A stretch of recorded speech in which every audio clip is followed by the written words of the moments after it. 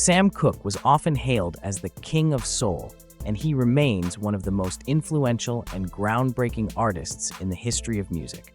His smooth, emotive voice and genre-defining songs revolutionized R&B, soul, and pop, leaving a legacy that has inspired countless artists. Born on January 22, 1931, in Clarksdale, Mississippi, Cooke's journey from humble beginnings to international stardom is a testament to his immense talent, ambition, and determination.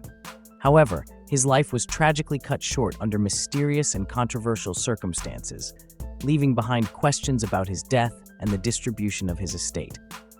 The fifth of 8 children, Samuel Cooke, he later added the E to his last name, grew up in a deeply religious household.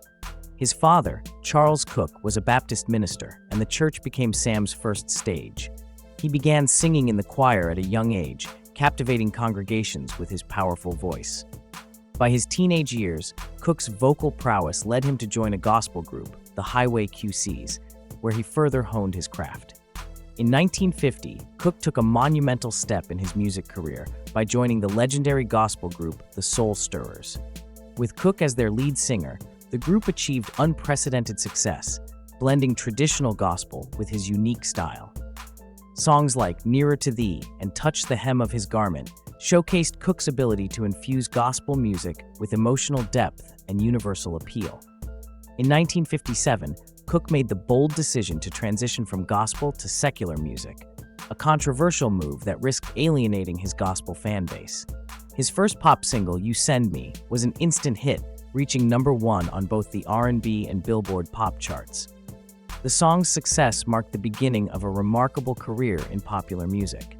Over the next few years, Cooke became a trailblazer, releasing timeless classics such as Cupid, Twistin' the Night Away, Chain Gang, and the poignant civil rights anthem, A Change Is Gonna Come. Cooke's ability to seamlessly blend genres and his knack for storytelling made him a standout artist in the rapidly evolving music landscape of the 1960s. Entrepreneurship and SAR Records. Beyond his singing career, Cooke was a visionary entrepreneur. Recognizing the exploitation of Black artists in the music industry, he took matters into his own hands by founding SAR Records in 1961. The label became a platform for nurturing emerging talent, including Bobby Womack, the Valentinos, and Johnny Taylor. Cooke's pioneering efforts in artist ownership and his advocacy for Black musicians' rights paved the way for future generations to gain greater control over their work. Cooke's personal life was as complex as his career was dazzling. He married twice, first to Dolores Mohawk in 1953, a union that ended in divorce. In 1959, he married Barbara Campbell, with whom he had 3 children, Linda, Tracy, and Vincent. Cooke's marriage to Barbara was marked by both love and turbulence, as allegations of infidelity and personal struggles strained their relationship. Tragedy struck the Cooke family in 1963 when their 18-month-old son, Vincent, drowned in the family pool. The devastating loss profoundly affected Cooke, and his music during this period reflected a deeper emotional intensity. Cooke's final days, in December 1964, Cooke was at the height of his career, celebrated not only for his music, but also for his role as a civil rights advocate. However, his life took a dark and unexpected turn. On the night of December 11, 1964, Cooke checked into the Hacienda Motel in Los Angeles. Hours later, he was fatally shot by the motel manager, Bertha Franklin. The official account stated that Cooke, in a state of distress, had broken into Franklin's office, demanding to know the whereabouts of a woman who had reportedly stolen his clothes and money. Franklin claimed she shot Cooke in self-defense after he attacked her. However, this version of events has been widely disputed. Many, including Cooke's family and close associates, questioned the circumstances surrounding his death, pointing to inconsistencies in the investigation and suggesting foul play.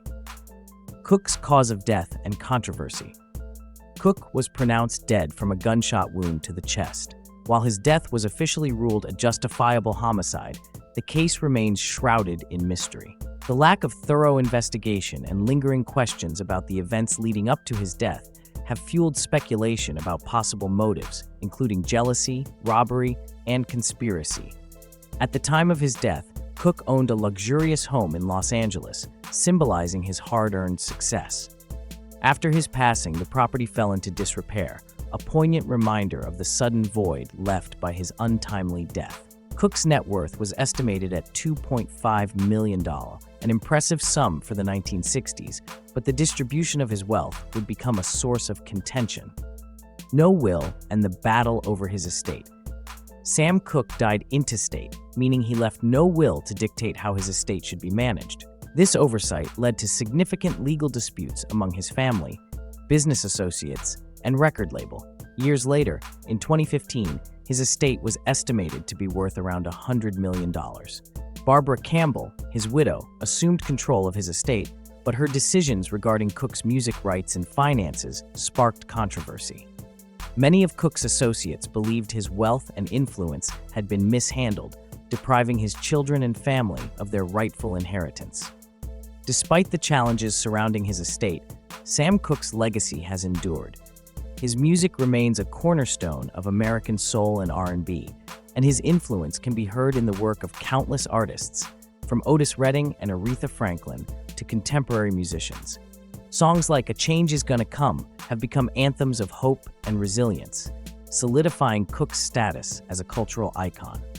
Sam Cooke's life was a blend of triumph and tragedy, a reflection of his immense talent and the challenges he faced in an era of profound social and racial inequality. Though his life ended too soon, his contributions to music and his fight for artists' rights continue to inspire and resonate with audiences around the world.